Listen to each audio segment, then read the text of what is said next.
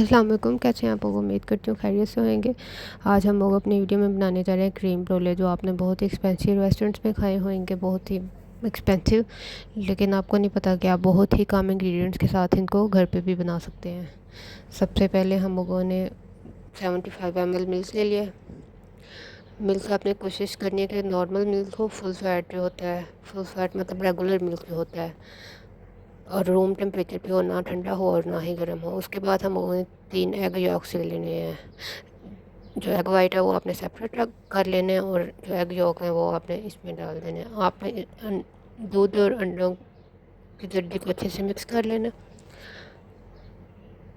अगर आपके पास बीटर नहीं है तो आप वैसे भी उसको हाथ से बीट कर सकते हैं। अगर आपके पास इलेक्ट्रिक बीटर है तो वो बहुत ज़्यादा बेहतर होएगा। फिर हम लोगों ने उसमें 15 ग्राम जो है ब्राउन शुगर डाल दी है। ब्राउन शुगर आपके पास अगर नहीं है तो आप गुड़ भी डाल सकते हैं। इसके बाद हम लोगों ने 25 ग्राम जो है वो शुगर डाल देनी है, रेगुलर शुगर या कैस्टर शुगर। कैस्टर शुगर ना भी हो तो जो आम घरों में इस्तेमाल होने वाली शुगर है आप वो भी इस्तेमाल कर सकते हैं उसमें। अब ये इस तरह का हमारा पेस्ट आ गया, फोम सा ऊपर बनना शुरू हो गया। अच्छे से हम लोगों ने मिक्स करना है कि जो भी हमारी चीनी है वो उसमें मिक्स हो जाए। इसके बाद हम लोगों ने वनीला एसेंस डालना है, लेकिन अगर ये आप ना भी डालें तो ये ऑप्शनल है, ये रेसिपी में नहीं होता, लेकिन मुझे पसंद है मैं इसलिए डाल रही हूँ।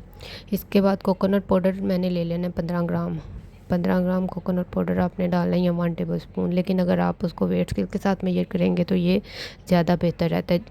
और जितनी भी बेकिंग आइटम्स होती हैं ना, उसमें आप लोगों ने कोशिश करनी है कि आप वेट स्केल के साथ चीज़ों को मेजर करके डालें। अगर आप वेट स्केल यूज़ करते हैं तो आपकी बहुत ही अच्छी चीज़ें बनेंगी, क्योंकि बेकिंग में थोड़ी सी भी गड़बड़ हो जाए तो वो फिर आपकी पूरी रेसिपी ख़राब हो जाती है। अब हम लोगों ने अपने जो शुगर कोकोनट पाउडर को हम लोगों ने मिक्स कर लिया, और अब हम लोगों ने जो सबसे लास्ट पे स्टेप होता है वो क्रीम डालना होता है। तो आप लोगों ने क्रीम डाल लेनी है।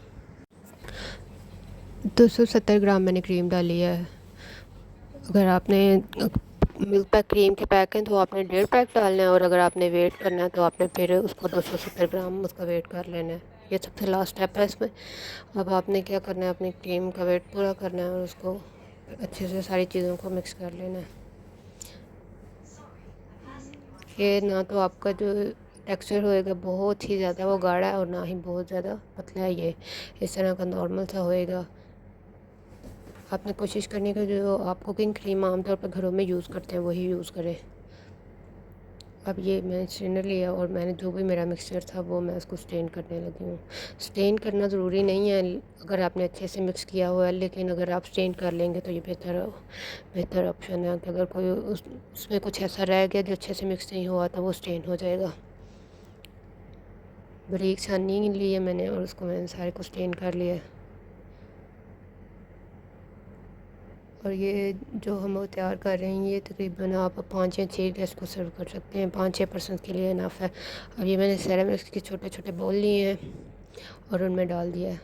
सेरेमिक्स अगर आपने बेक करना है तो सेरेमिक्स इसके लिए बहुत बेहतरीन ऑप्शन होता है, लेकिन अगर आपके पास सेरेमिक्स नहीं है तो आप उसको शीशे के भी किसी बाउल में उसको बेक कर सकते हैं। ये अब मैंने उसको ओवन में लगा दिया, और आपने 125 डिग्री पे अपने ओवन का टेम्परेचर सेट करना है, और आपने इसको 1 घंटे के लिए पकाना है। मिनिमम 1 घंटे के लिए आपने इसको ज़रूर पकाना है ताकि आपको अच्छे से बेक हो। अब जो नेक्स्ट स्टेप है वो ये है कि हम लोगों ने शुगर डालनी है। वैसे आप हाथ से या चम्मच की मदद से भी डाल सकते हैं। ये मैंने इसके ऊपर अपनी शुगर डाल दी है। अब फायर गन लेके तो मैंने इसको ऊपर से बर्न करना है, शुगर को कैरामलाइज़ करना है। लेकिन आपने बहुत ज़्यादा हाइट से नहीं, आपने कोशिश करनी कि थोड़े करीब से जो है आप इसको बर्न करें। अगर आपने ज़्यादा कैरामलाइज़ करना है, ज़्यादा कैरामलाइज़ चाहिए आपको तो आपने ज़्यादा चीनी डाल लेनी है, लेकिन अगर कम तो आप कम डाल लें।